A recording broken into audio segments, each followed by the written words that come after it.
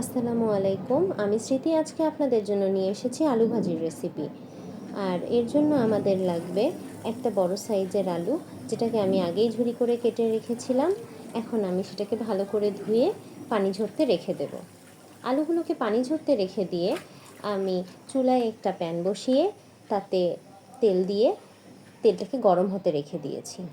তেলটা যখন পর্যাপ্ত পরিমাণে গরম হয়ে যাবে তখন আমি এর মধ্যে আলুগুলোকে ছেড়ে দেব। আলুগুলোকে ছেড়ে দিয়ে আমি এর মধ্যে আস্তে আস্তে পর্যায়ক্রমে মশলাগুলো দিয়ে দেব। সবাই আলু ভাজিতে কাঁচা পেঁয়াজ মরিচ ব্যবহার করে থাকেন।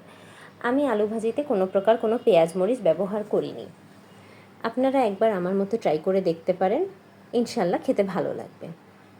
এর মধ্যে আমি দিয়ে দিচ্ছি 1 চা চামচ লবণ, এরপর দিয়ে দেব 1/2 চা চামচ হলুদের গুঁড়া,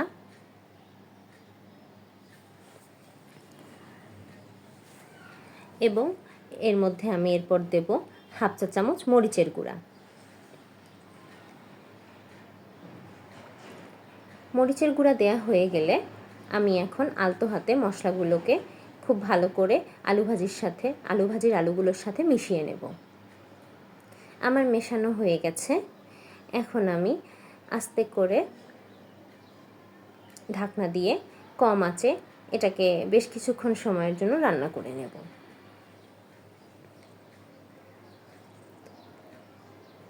এভাবে রান্না করলে খুব দ্রুতই আলুগুলো সিদ্ধ হয়ে যাবে। এর মধ্যে মাঝে মাঝে কড়াইয়ের ঢাকনাটা উঠিয়ে আলুগুলোকে একটু নেড়েচেড়ে দিতে হবে, যাতে তলায়, আর খেয়াল রাখতে হবে তলায় যাতে লেগে না যায়।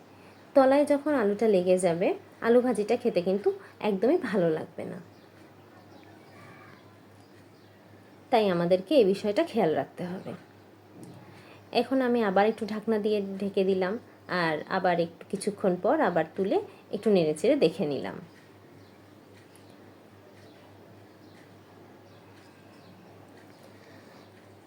আর রান্নার এই পর্যায়ে আমরা একটু পরপর চেক করে দেখব যে আলুগুলো সিদ্ধ হয়েছে কি না, আলুগুলোতে লবণ ঝাল ঠিক আছে কি না। যখন আলুগুলোতে লবণ ঝাল ঠিক থাকবে আর সিদ্ধও হয়ে যাবে, এ পর্যায়ে আমি এর মধ্যে অ্যাড করব আমার আগে থেকে ফ্রোজেন করে রাখা কিছু রুই মাছের ডিম। এই ডিমগুলোকে আমি আগেই তেলের মধ্যে একটু লবণ হলুদ মাখিয়ে সিদ্ধ করে রেখেছিলাম। আর আপনারা যদি চান আমি আমার এই ফ্রোজেন করে রাখা মাছের ডিমের রেসিপি আপনাদের সাথে শেয়ার করি, তাহলে আমাকে অবশ্যই কমেন্ট বক্সে জানাবেন। আমি ইনশাল্লাহ শেয়ার করার চেষ্টা করব। আমার মাছের ডিমগুলো দেয়া হয়ে গেছে। এখন আমি মাছের ডিমগুলোর সাথে আলুগুলোকে ভালো করে নেড়েচেড়ে নেব। এখন আমাকে আবার কিছুক্ষণ ঢাকনা দিয়ে রান্না করে নেব, যাতে মাছের ডিমগুলো আবার একটু সিদ্ধ হয়ে বা মাছের ডিমগুলো আবার একটু ভাজা ভাজা হয়ে যায়। এখন আমার ভাজি করা আলুর সাথে মাছের ডিমগুলো ভালোভাবে ভাজা ভাজা হয়ে গেছে। আর রান্নার এই পর্যায়ে যখন দেখব আলু আর মাছের ডিমগুলো ভাজা হয়ে যাবে, তখন আমি এর মধ্যে সামান্য কিছু ভাজা জিরার গুঁড়া দেব। আর ভাজা জিরার গুঁড়া আলু ভাজিতে ইউজ করলে হবে আপনার আলু ভাজির স্মেলটা অনেক সুন্দর হবে, খেতে একটা সুন্দর স্বাদ আসবে। ঠিক আছে, আমার সাথেই থাকবেন।